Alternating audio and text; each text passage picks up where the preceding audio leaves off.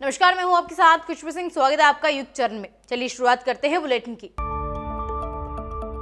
अगले साल होने वाले लोकसभा चुनाव से पहले समाजवादी पार्टी के अध्यक्ष अखिलेश यादव ने गियर बदल लिया है। अब तक पीडीए यानी पिछड़ा, दलित और अल्पसंख्यक की वकालत करने वाले अखिलेश यादव ने पीडीए में अल्पसंख्यक को हटाकर अगड़ा को जोड़ दिया है। अखिलेश यादव ने सोमवार को लखनऊ में पिछड़ा, दलित और अल्पसंख्यक की साइकिल यात्रा के पहले प्रेस कॉन्फ्रेंस को संबोधित करते हुए ये बात कही। अखिलेश के इस बयान से सवाल उठने लगा है कि अब अखिलेश की नजर पिछड़ा, दलित और अल्पसंख्यक वोट के साथ ही अगड़े वोट बैंक पर भी है। प्रेस कॉन्फ्रेंस के दौरान अखिलेश यादव ने कहा कि जो विकास का काम करवाए वो अगड़ा होता है और जो उस काम पर सिर्फ फोटो खिंचवाए वो पिछड़ा होता है।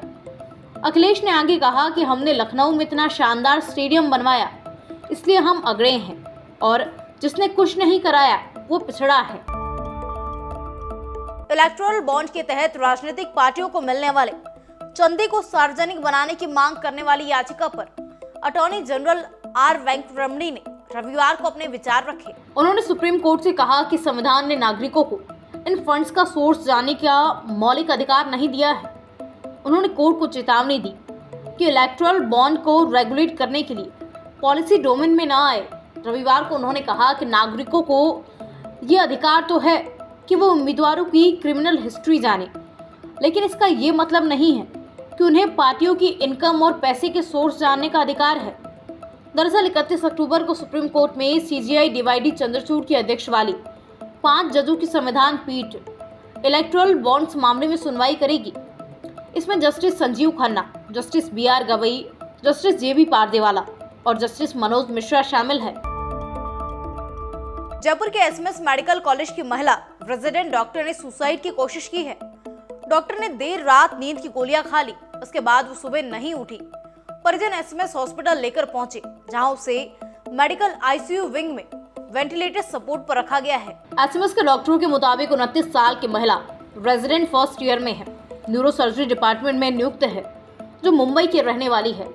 उसका ससुराल जयपुर के टोंक रोड पर है। शुरुआती पूछताछ में ससुराल वालों ने बताया कि डॉक्टर रात में सामान्य थी, खाना खाने के बाद सो गई। आज सुबह उसे उठाने का प्रयास किया, लेकिन देखा तो बिस्तर के पास कुछ दवाइयों के पत्ते पड़े थे। इसके बाद हॉस्पिटल लेकर पहुंचे, जहां उसे इमरजेंसी में दिखाया। डॉक्टरों ने बताया कि महिला की हालत अभी स्थिर बनी हुई है।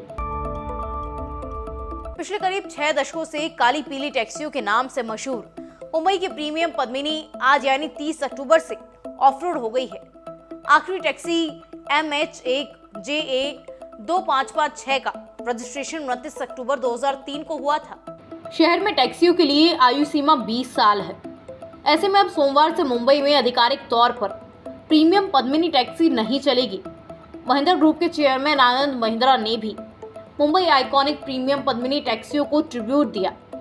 उन्होंने कहा वो असुविधाजनक और शोरगुल वाली थी, लेकिन कई लोगों के लिए ढेर सारी यादें लेकर गई और उन्होंने हमें पॉइंट A से पॉइंट B तक ले जाने का अपना काम किया है। गुड बाय और अलविदा काली पीली टैक्सियां, अच्छे समय के लिए धन्यवाद।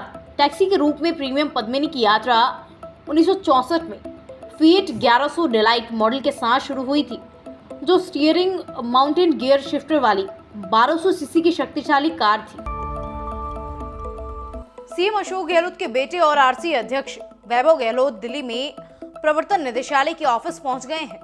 ईडी ने 25 अक्टूबर को वैभव गहलोत को समन भेजकर फॉरेन एक्सचेंज रेगुलेटरी एक्ट के उल्लंघन के मामले में पूछताछ के लिए बुलाया था।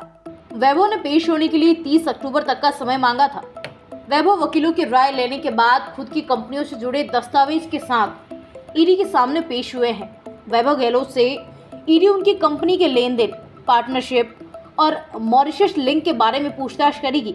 ईडी ने समन के साथ उन डॉक्यूमेंट्स की भी लिस्ट दी थी जिन्हें साथ लेकर जाना है। वैभव और उनके परिवार के मेंबर जिन कंपनियों में डायरेक्टर हैं, उनका पूरा ब्यौरा मांगा है।